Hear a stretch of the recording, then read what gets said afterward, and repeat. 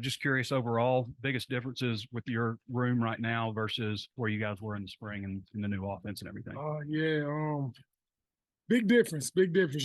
Spring, I think we all were trying to figure each other out, trying to figure out the offense, see exactly what we're supposed to be doing out there, where we fit in, and the competitive nature throughout the room, kind of learning each other, to be honest, learning my coaching style, learning what gets to each guy, what may get a guy going, learn when a guy is, on his best job and when he's not, and how can I get him going, So I think now we've made the 180 to where we all know each other. We're all in there competing. It's a competitive room, and everyone's just in everyone's best at the moment. Feels like I could name like 8 guys who could potentially start out there. I mean, how difficult is it going to be to whittle that down? Obviously, you're going to have a rotation, but it obviously means something also to start. Yeah, not too difficult, honestly, man. I mean, we live by certain things in our rooms, and we all know what it is, and we all going to come back, evaluate ourselves day in, day out. We'll evaluate ourselves over a week span, over 2 week span, over a fall camp span. And excuse me, sorry about that. And when the time comes, everyone will know, hey, these are the 3 rolling that's starting, but at the end of the day, guys are going to play. And we're going to get a chance to rotate and show what you can do. And I always tell them, playing time is up to you, man. It's up to you. So it's all about production and execution.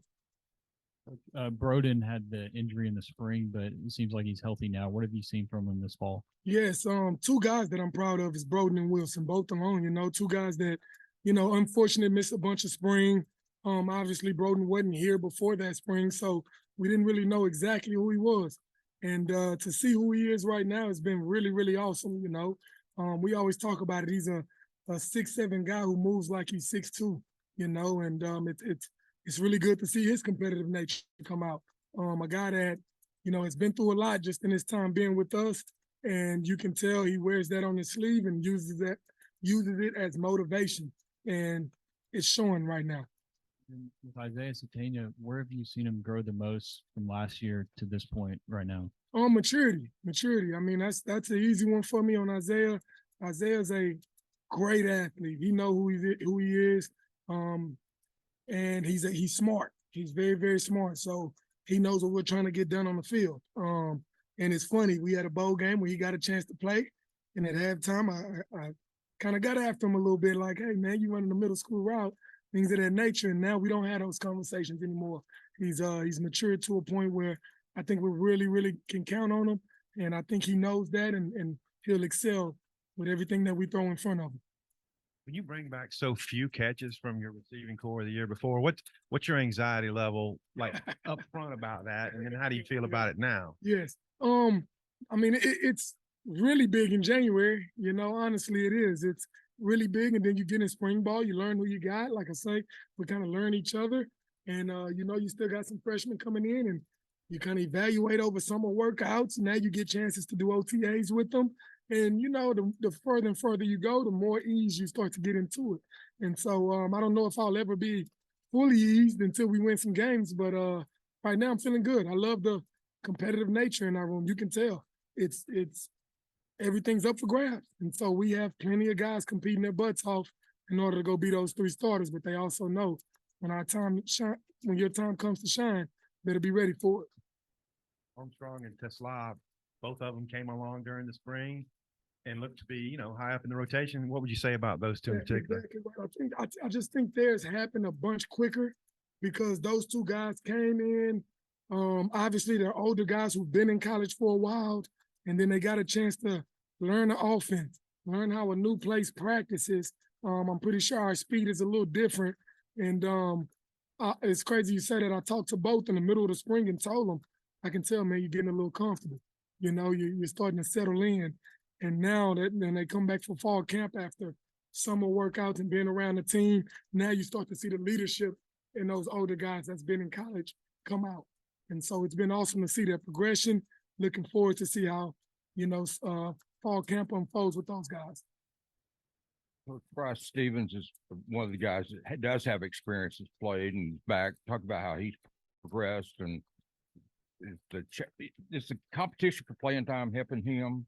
Yes, for sure. I think it's something that's helping the room as a whole because, you can't take a step off, you can't take a play off, you can't take a rep off. If you do, the next man behind you is I mean, he's coming to take your spot. He's coming to try to be that starter. And so same with Bryce. You know, Bryce is competing his butt off, keeping his head up, staying positive, and trying his best to just go out there and do his best. And that's all we ask from every guy. Allow us to coach you, and we'll put you in situations to succeed and go succeed, go execute. Wanting to get a little rock today to play Western Carolina. How many receivers would play? Oh, we usually, I mean, we're going to go about 9 to 10 deep. So, and I'm thinking maybe those later guys better be some really good special teams guys, and those top 6 be ready to play. Let's roll. I was going to ask you, how many of those 9 or 10 would play special teams? Honestly, I ask all of them to play something. The starting 3, they need to be on 2 of them. You know, the rest, they need to be on 3. And then those last 7, 8, 9, 10 guys need to be fighting for all 4.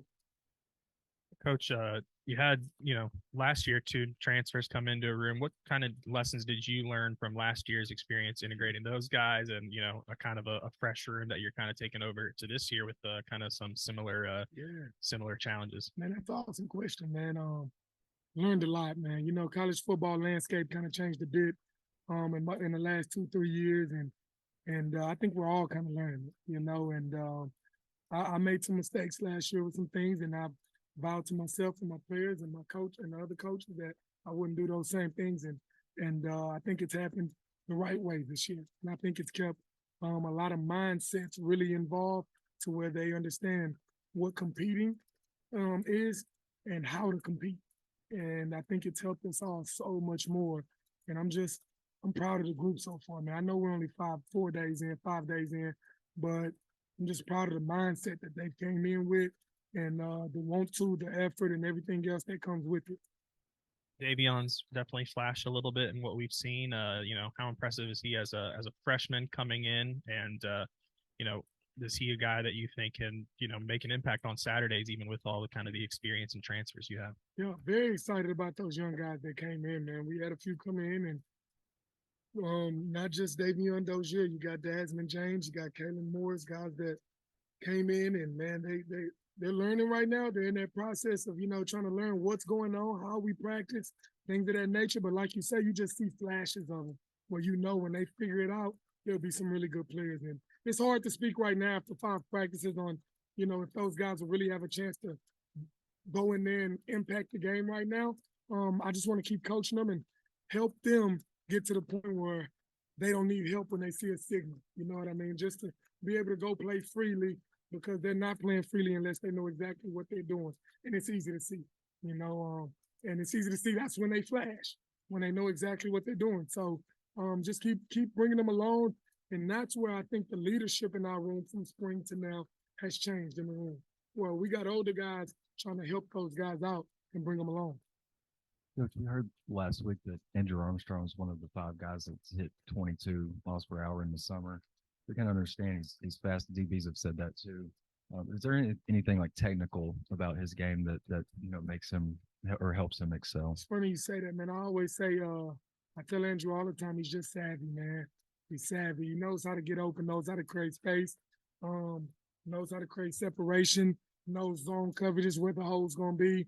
And he's just sneaky fast, honestly. He's a long strider guy, so at times he knows how to be deceptive to where he sets up his speed.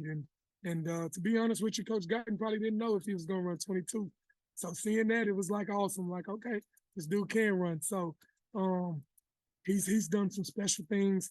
Looking forward to the year that he'll have. So very, very, very excited about that guy. If your guys going against the DBs all the time in practice, I was wondering what your thoughts were on Dwight McLaughlin in particular, and maybe just the DBs in general. After you say something about your thoughts on Dwight, man, big time. These DBs right now. I mean, it is iron sharpen iron. I mean, it is. We're going to work in everything we do. I mean, first thing we do start group work. I mean, we're doing 2-on-2, 1-on-1, half line pass, and I mean, you just feel it. It gets. The competitive nature just turns up right away, and guys are going at it, and it's not about a bunch of talking either. It's just guys going to work, guys getting better through reps, and, we win some, we lose some. And I love it that way because we got to understand that, hey, we want them to be good on that other side as well. Dwight Nudie, I tell the guys all the time, he's just a smart guy, man. He is. He understands the game. I mean, he sees a certain split, and he's like, okay, these are 2 or 3 routes you can run from that split. He sees you looking inside, looking around, alert motion, alert motion. It's like, Moody, how you knew that was coming? But he's just one of those kind of guys that just understands the game and very instinctive, very instinctive. And excited to see these DBs as well, because like I say, every day, man, I'm teaching how to combat what they're doing, and they come back with something different. And so every day it's like a chess match where we're going back and forth, and you can see the growth in those guys from spring ball, the new guys that's in there. You can see what they bring to the table, and it's a different feel. It's a different feel. You guys from some smaller schools like Hillsdale and Mm-hmm. I guess Texas Commerce. A&M. Yeah. And but they're showing they can play on this level. What do you Yeah. think about them stepping up from a lower division? Also, do you get a sense how hungry they are because they're not Right. used to all the bells and whistles an SEC program has? Well, I was going to say the exact word you said. It's easy to see the hunger in those guys and the gratitude that they come with. Like I say, both of them, they came from smaller places, and Tyrone from Bowling Green. You know, those guys just they come with a certain level of gratitude. You know, they know that they're having a chance to show what they can do against some of the best competition in the world, and they come out every day with that on their face. You know, you can tell that they're excited to be here. They love being here. They're excited to learn every day. They're excited to compete every day, and it's easy to see. You know, that smile. I may walk in and not be in the best of moods, and seeing their faces and everyone facing the wide out room period, just it lights you up and gets you ready for your day to roll. It's just based on some of the things we've seen in practice. Are you expecting to see more screen game with wide receivers this year, and also maybe challenge in the middle of the field more too? You know, I expect to see what's working. You know what I mean? Whatever they're giving up, we're gonna take it, and we just want to put the players in the best situations to succeed. I think Coach Enos is a great play caller, great OC, knows what he wants, and he knows how to coach it. You know, and we're all gonna ride behind him, and his play call is gonna be the best play call that we got for that moment, and we're gonna trust it and go out there and run it and go execute. And I just think we're gonna take whatever they give us. You know. A couple of players we hadn't asked about, Jaden Wilson, who was banged up a little bit in the spring. How's he come along? And also Sam Bakke. Yeah, same deal. Jaden, kind of same as Tyrone. The difference with Jaden is he's been here for 2 years before, so we kind of know who he is and everything. But man, I feel like he's gotten a lot stronger in his body, and he's just such a natural route runner. He's catching the ball smoother. I think the move we made with him going inside and letting him work in space more has really been really good for him. And it's been awesome to see his progression. His first few days of fall camp has been awesome. And like I say, just the competitive nature has been great. Sam Bakke, same deal. I mean, everybody knows what Sam is going to give you. I mean, he's going to give you 100 miles per hour, 100% effort, everything he does. And at times you got to slow him down. And that's how I would love to coach players. So just keeping him in the right frame of mind, it will be the next step. And he's going to be another one that's just easy to throw in there and know what you're getting.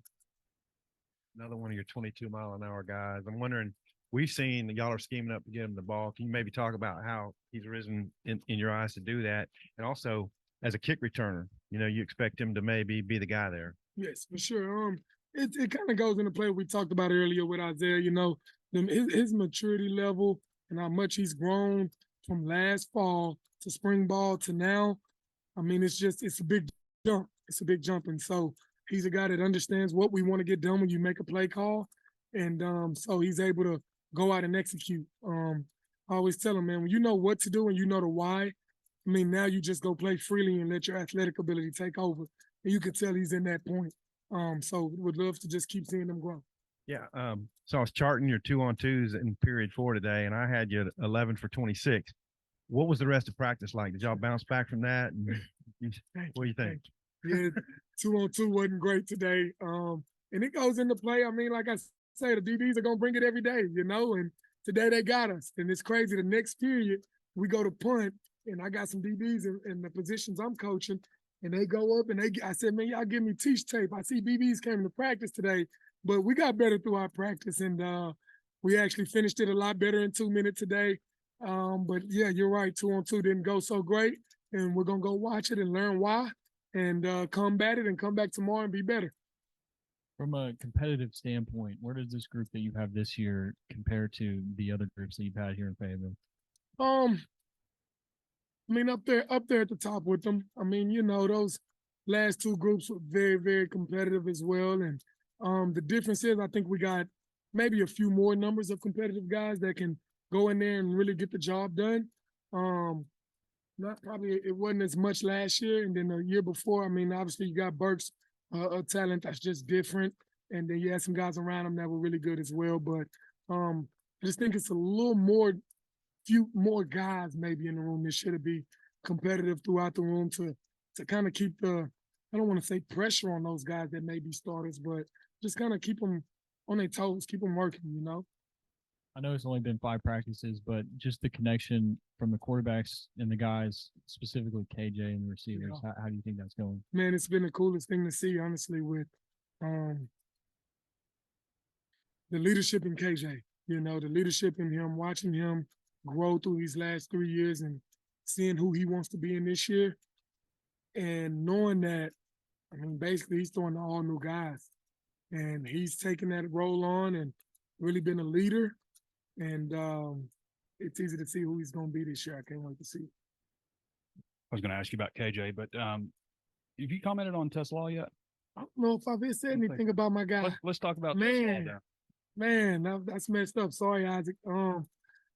Awesome dude, man. I mean, just one of those guys you never have to worry about. Does he know what's going on? I mean, just another one. Like, I mean, I was talking about Isaiah earlier. He knows what to do. Know why we're making the play call, know where he needs to end up on the play.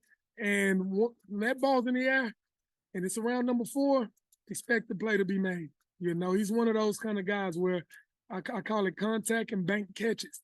We got to put him in the bank, and he's making deposits at the moment, you know, and he's not the only one. There's quite a few, but he's one of those guys, man. Ball around that wingspan, he's coming down with it. And once again, sorry, Isaac.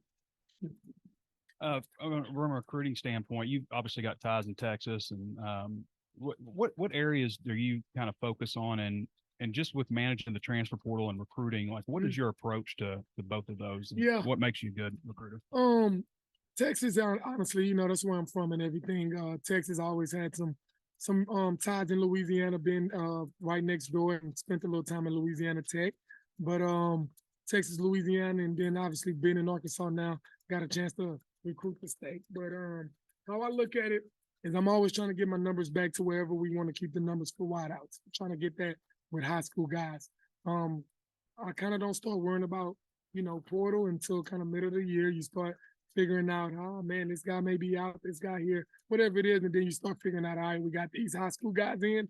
I better be able to get it back to the numbers of what I need to. So it's a little fluid deal that, I mean, you can ask today what we need, and we got 3 high school guys committed and nobody leaving. So you ask in a week, somebody I can feel like about to take off, I may need to go get someone. So it's just a fluid deal right now. And like I say, it's a world that we're all learning. You know, it's a new world in NCAA football. So just every day we're going to keep moving forward.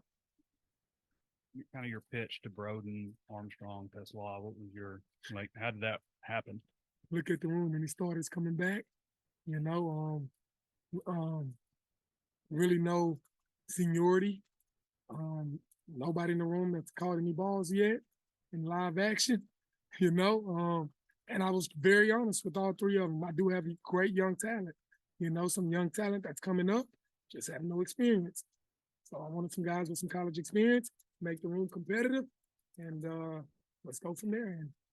And once they saw the numbers in scholarships, it's like, hold on, I get a chance to play in the SEC, and it's all you got on scholarships. Let's go to work. You mentioned Dan Enos a minute ago. Just wondering, now that you've been with Dan for a while, what's that been like, and just kind of what do you think he brings back to the staff? Because obviously he was here with Sam before. Yeah. Just a smart guy. You can tell who's seasoned, been through it before, knows what to expect, knows what first day mistakes are going to happen. He knows what's going to happen before it happens, you know, and so just one of those coaches to learn from because he is a vet. And man, I mean, he knows the answers for everything before it happened. And that's one of those things that I'm trying to learn as a guy that played quarterback, coaching wideouts now. And I just want to know those answers because he'll know once we get guys with one play, their answer is going to be this. So we come back with this. And it's like so cool to learn because it's like he sees it, you know, already happening. And just an awesome guy to learn from. Knows what he wants. And I mean, he wants it to the T. And it keeps us on our toes to every day always go over the little details, you know, and not skip over anything.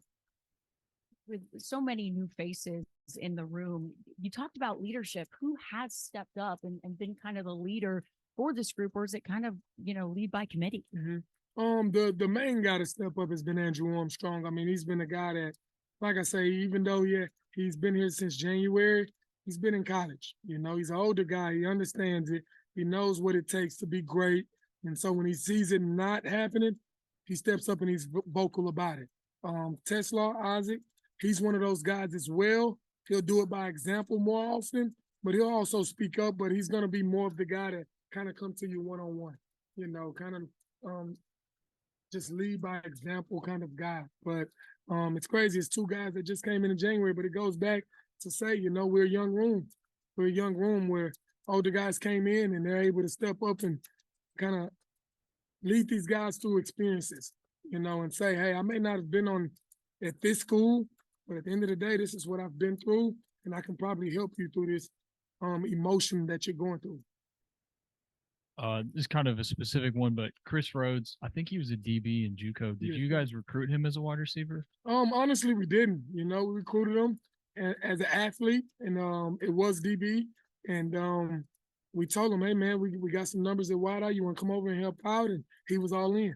He was all in, and he's a pretty good addition. You know, a guy that goes hard, tough, physical, and just trying to learn right now at the moment. It's kind of learning like those young guys that just got in. But once he gets it down, you can tell he'll be a guy that we can count on. And I'm hoping he'll be one of those guys that we can get on those special teams because he has that grit, tough nature about him now.